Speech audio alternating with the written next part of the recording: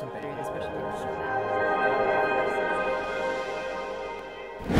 Maybe the reason it doesn't get coverage is because it kind of has a bad rap, and what it is culture. Building an intentional culture that really nourishes your people. And I think the reason it might get a bad rap is because a lot of people think of it as soft. It's touchy-feely. It's not, hard, and you can, put concrete ideas around it. And I would actually argue it's the exact opposite. It's actually quite hard. What I hope to do today is share with you kind of how Indiegogo fumbled its way into being more intentional about its culture, and hopefully you guys take a little bit of learnings or a couple insights away that you can take back to your companies. So just to get a quick show of hands, how many here is an entrepreneur? Raise your hand proud. Good job. I commend you.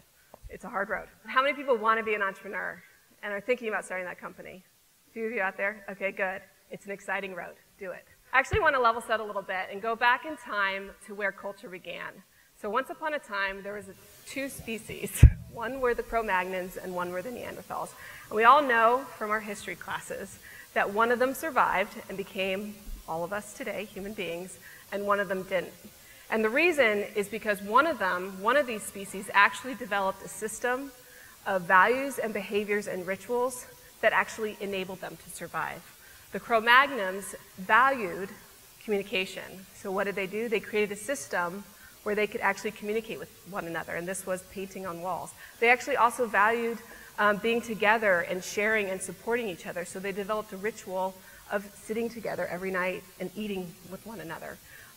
They also valued honoring the dead, so they actually came up with rituals. And because of this, they actually survived, and the Neanderthals are clearly extinct. So what they've done is they actually were able to create a culture and enable them to do it. So culture is not hard. I mean, it's not soft. It's actually quite important. For companies and industries and countries today, culture is actually our means for survival. It happens at every level. It happens at the country level. It happens at the industry level. Here in America, what do we value? We value independence. So we have a culture of individual achievement. In other countries, it's different. Bhutan, for example, what do they value? They value happiness and well-being.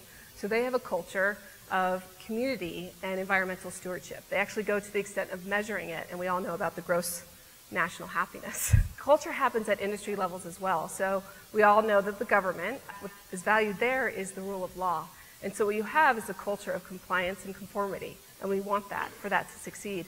And in startups, what's valued there is innovation. So you actually need a culture that values creativity, collaboration to get it going.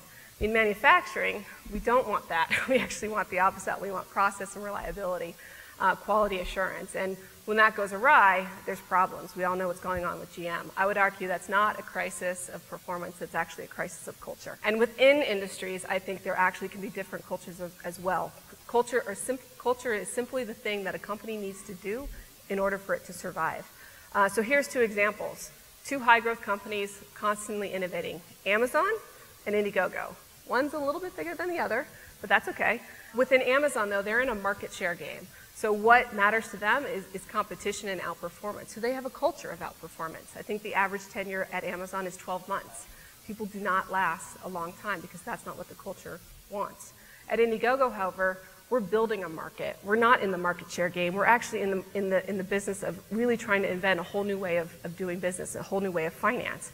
And so what matters to us is learning and adaptation. This is Kate. She's an amazing employee at Indiegogo. She started with us in 2011, and in 3 years, she's had 4 different jobs. Why? Because she keeps reinventing herself and making herself valuable and pioneering. Every time we give her a new job, she figures it out, does something new and different, and then we give her something else to go figure out. So the point here is that culture is a means for survival, but culture is different and unique to every company based on what it needs to survive. And if we were to leave it to its own devices, what would happen is on the left. Human beings would just go off and do their own merry thing. But if you actually have some intentionality and you bring your people together, you can actually build a company where the values and the behaviors that the people exhibit every single day are the values and the behaviors that the company needs its people to exhibit in order to win.